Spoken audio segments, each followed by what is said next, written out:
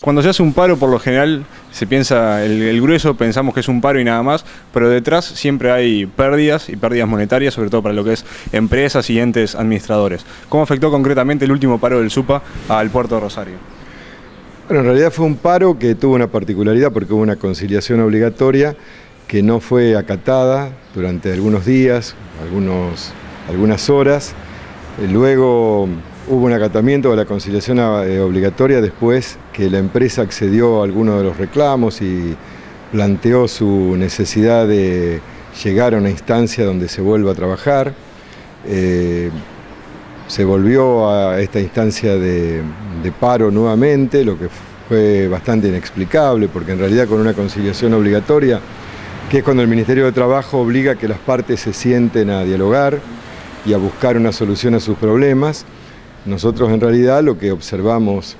como un ente de control es que cuando una conciliación obligatoria no se acata, eso significa estar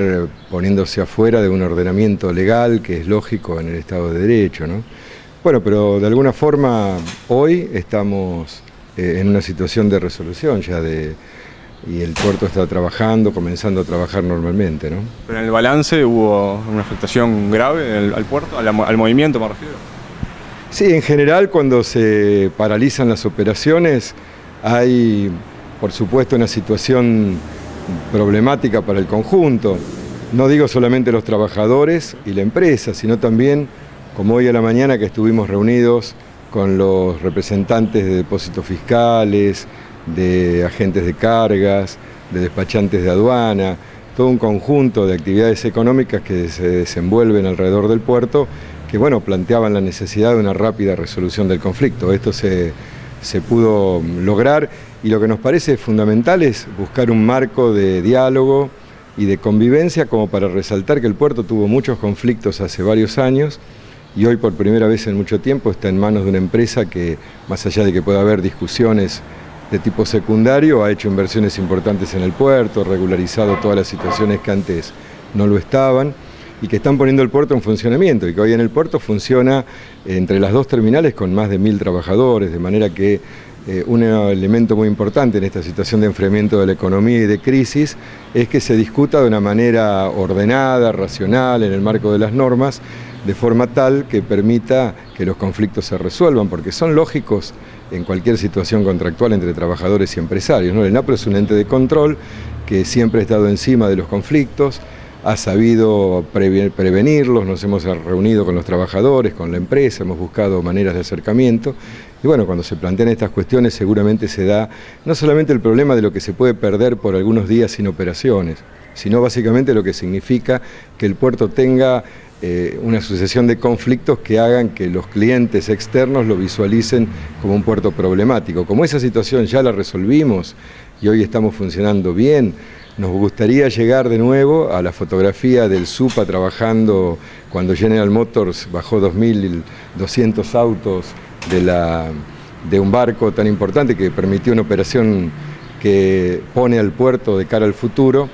una fotografía de una imagen de colaboración entre trabajadores y empresas, que es en algún sentido lo que significa ayudar a la logística de la región al desarrollo productivo de Rosario, ¿no? Esta es la imagen que tenemos que preservar y apostar en el futuro a un futuro de diálogo y de crecimiento económico. En términos generales, en la inauguración de Renova en abril, vos me decías que el puerto se aspiraba a que el puerto termine en un año de consolidación y se avisoraba un cambio importante para el puerto de Rosario en este año. ¿Se concretó? Bueno, la verdad que lo que más significativamente se puede señalar que hay operaciones que son muy novedosas en el puerto. Por ejemplo, las cargas de transbordo de mineral de hierro, las cargas de transbordo de harina de soja, las cargas de transbordo con una nueva tecnología que se llama Rotabox, de unos contenedores de última generación que son utilizados en muy pocos puertos en el mundo. Nos parece que eso es lo más importante, es decir, el puerto en un contexto de economía que funcione está en condiciones de funcionar de una manera creciente. De manera que creo que se ha avanzado en eso, se ha avanzado también en las relaciones laborales, funcionan los comités mixtos de higiene y seguridad, funciona una situación de diálogo que increíblemente a veces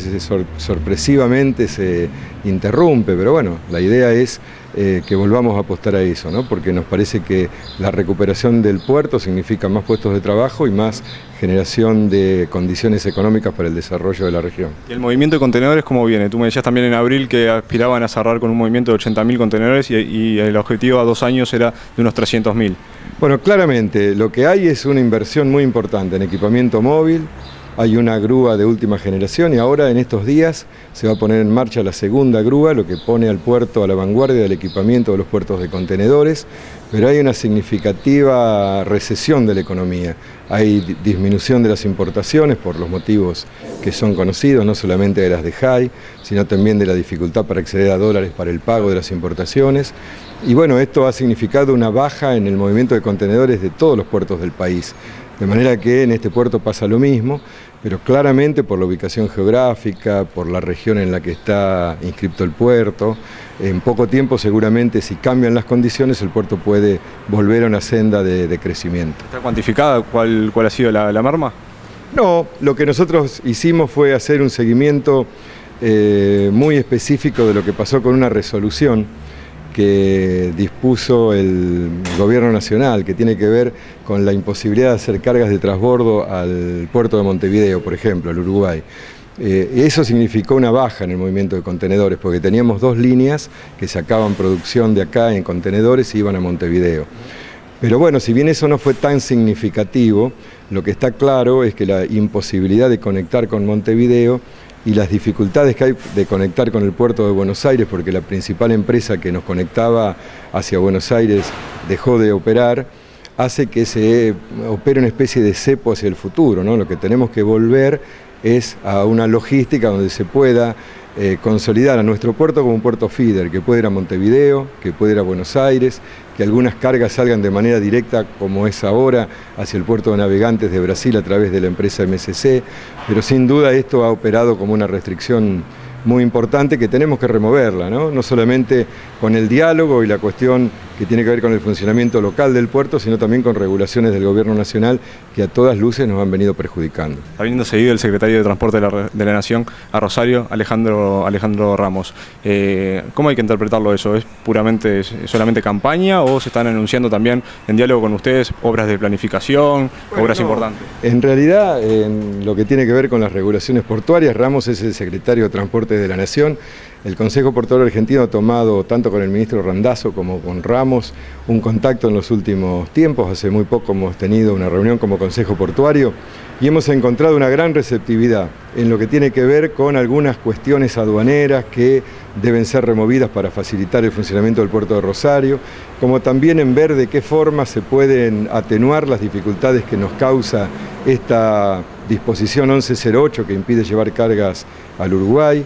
De manera que se ha entablado un diálogo muy interesante. Nosotros la verdad que estamos de alguna manera esperanzados en que se puede seguir trabajando y que algunas de las disposiciones nacionales que nos vienen perjudicando se puedan remover, porque hemos visto de parte del secretario Ramos una muy buena predisposición a trabajar sobre los problemas de la autoridad portuaria y de las terminales portuarias de Rosario.